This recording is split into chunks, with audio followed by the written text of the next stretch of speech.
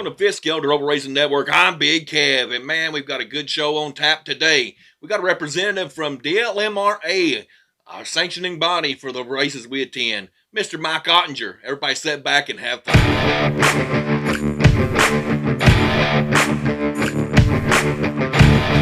Welcome to Fifth Scale Durable Racing Network. I'm Big Kev, and on today's show, we have got Dirt Late Model Racing Association Representative Mike Ottinger with us today. Mike, welcome to the show. Thanks, sir. Appreciate y'all having me. Really enjoy what y'all do for us, and look forward to this. Well, we want to discuss some things about DLMRA. Everybody's heard the name out there. We're just going to tell them a little bit about DLMRA. And Mike, first of all, we want to know where you came from. Where do you stand as far as your background as being a DLMRA representative? Well, I started out, of course, as a child into racing. My dad was a NASCAR racer for years, and I've always loved racing and just done that kind of stuff all my life, from Bulger wagons and Hot Wheels to graduated up to RC cars, and that's just kind of where we are today. Right, and I heard a story too, Mike, about you and Mr. Jimmy Owens back in you was his first car owner. Well, kind of, sort of, yeah. That was back when Jimmy was just a little kid. I actually gave him and Kurt their first Bulger wagons, which most people probably may not know what a Bulger wagon is. But I'm one of them. It's a 2x4 with wheels nailed on it, and you race it down the closest hill near your house. Something to race, wasn't it? Something to race. You've always had a competitive spirit. Poor kids raced in those days. I hear you. All right, man. And it evolved on from the Bulger racing. You've been a track promoter, you've been an actual crew chief. Yes, you've been involved in all aspects of racing. I have. I've been in it, like I said, all my life. I have just the passion and the love of competition and racing, and that's just pretty much what all my spare time, for the most part, except for my kids and family. There you go. And of course, work is spent with the love of racing. There you go. And then we mentioned the DLMRA, man. Just where did that all come about?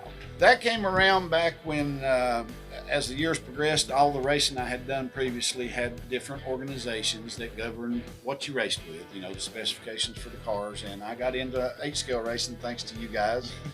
And I noticed, yes, sir, Mike Hayes is the one that got me in trouble. Jimmy Owens is T-shirt salesman. He's the one that got me hooked again. Yep. And I realized pretty soon that we didn't really have any specifications, so we could all play together no matter where we went. Right.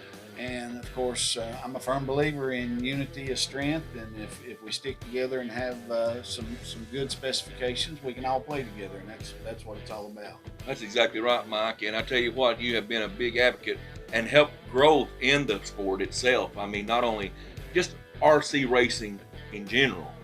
Well, I mean, again, it's something that I love, and I'm passionate about it, and I do try to look out for the racers and make it to where we can actually, everybody can come together, have a good time, have a lot of fun, right, and meet a lot of people and travel across the country. And having a blast doing it. Yes, sir. All right, now let's go to the fifth scale.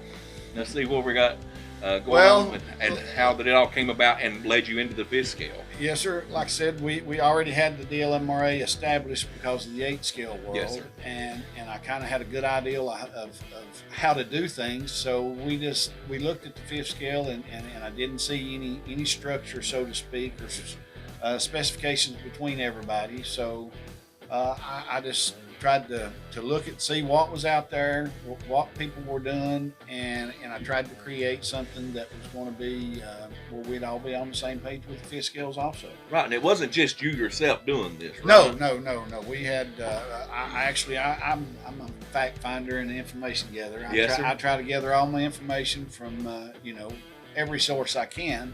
But I was majorly involved with all the racetracks that I knew about that were running them, and talked with them and seen what they were already doing there, because we didn't want to do anything to upset the apple cart and put anybody on the outside looking in. We wanted to do what everybody was already kind of trying to do. Right. We just wanted to create that somewhat of a box to keep us all in. A fence. Well, somewhat, yes.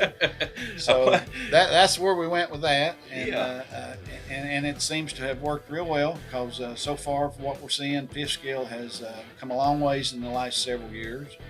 And I like to think that part of it is because of the work we put in and the specifications we have to be able to grow and everybody be on the same page. Oh yes, and I agree with that. And not only just for the area, but I mean all over the United States. This is something that a lot of the tracks all over the United States are starting to adopt and come around. We do have right now, we've got 10, 11 racetracks in the southeastern and northern region, pretty much on the east side of the Mississippi River for the most part. That's where fifth scale seems to be at this time. I've not seen it yet. There's supposed to be a new track in Texas. Not seen it much on the West Coast yet that I've seen so far, but we're kind of new and just now starting to draw attention, you know. Still a baby.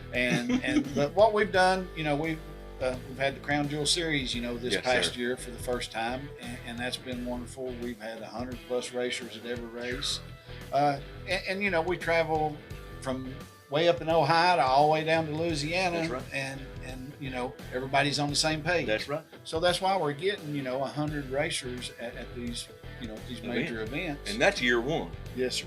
Yes, sir. That's the first year of the Crown Jewel Series, and of course, now don't get me wrong, we've been working for several years to get where we are. Yes, sir. No, I understand. But just the Crown Jewel Series has shined and shown that we are united. And we can go and do these things together in different places. And we've had a couple of new tracks come on board up north. We've had Club Milton there in Delaware, which is a good deal. And then we have Mill Pond that's come on board with us. And so we're spread into that area. We have a couple of new tracks that I've talked with that are being built in the Illinois, Indiana area that's definitely going to have fifth scale programs. We've got a couple of new ones in Pennsylvania. Right. Ultimate RC, Loudon and Howard, they've come a long ways and done a lot of work to provide us a fifth scale racetrack because they see what we're doing is working and they're on board with what we're doing. And have a couple of tracks in Indiana that I know of for sure that has been established tracks, but they're starting to implement fifth scale because again, we are now starting to get some attention, you know, and getting some people involved, and everybody sees we got a good thing going on. That's exactly right, Mike. And tell me the difference. I know you're been from 8 scale. How much fun do you have with these fifth scales? Well, I've raced a lot of RC cars, Big Kev, and I've done it for a long time, 30+ years. Yes. And I've run kind of about anything there is out there, or quite a few. And the fifth scale dirt oval cars are the funnest RC cars I've ever filled with in my life. And the reason being is, you know, we have a race car that you have to drive. Yeah. You know, you can overpower these cars because of the cars, because of the tires, because of the package. It's not about horsepower. It's not about money. It's more about routine maintenance, working on your car, and learning to drive them because you have to drive them.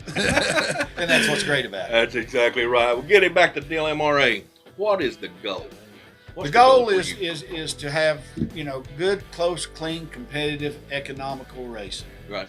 That all of us can be on the same page and no matter where you live, where you're from. I mean, that's one of the best things about RC racing that I've been involved with. I have friends in Canada, to Florida, to Australia, to California, all over the world. Yes. You know, I've made friends through the RC community. Yes, sir. And I want that to grow.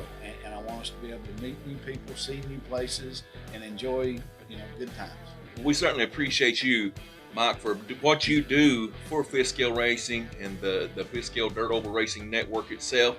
And man, what you have done to help promote, you know, I in my own personal feeling, I feel like Family RC Raceway would probably still just been me and old Chris out there had we not had people like you getting involved with helping get things established to get it out there to where people can have a good time racing these fifth scales. Yes, sir. Yes, sir.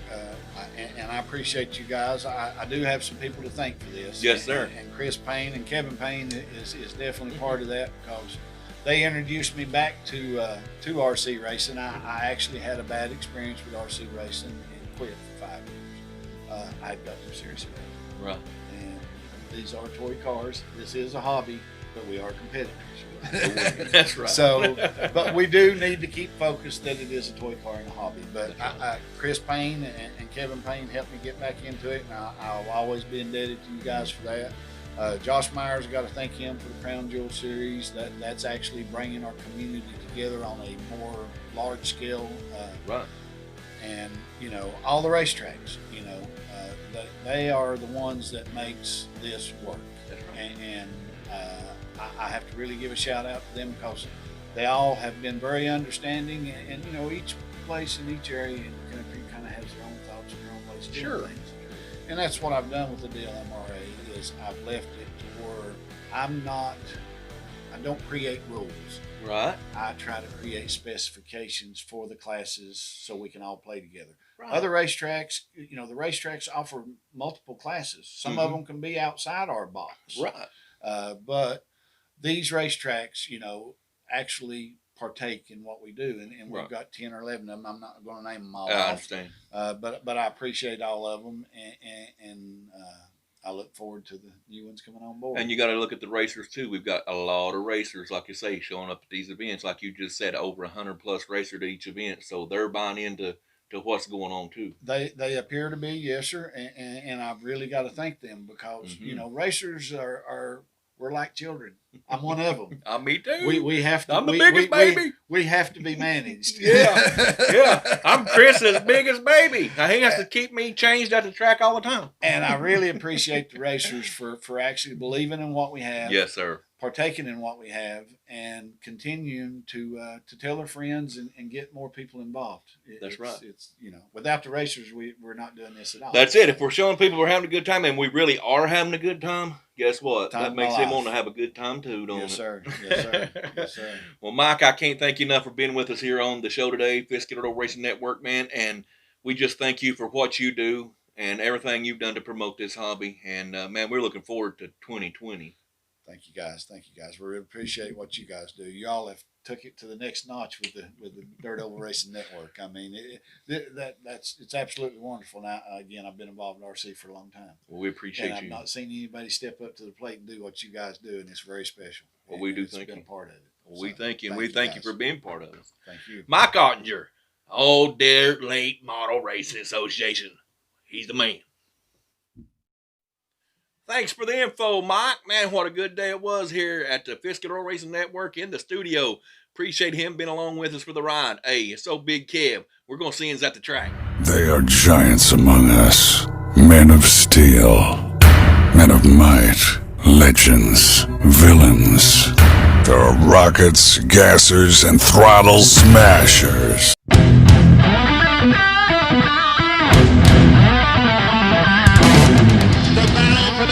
Cup Series is on as we've got 22 laps to go. Chris Wall and Brad Bickford are duking it out for that points lead. We talked about it for 2 nights.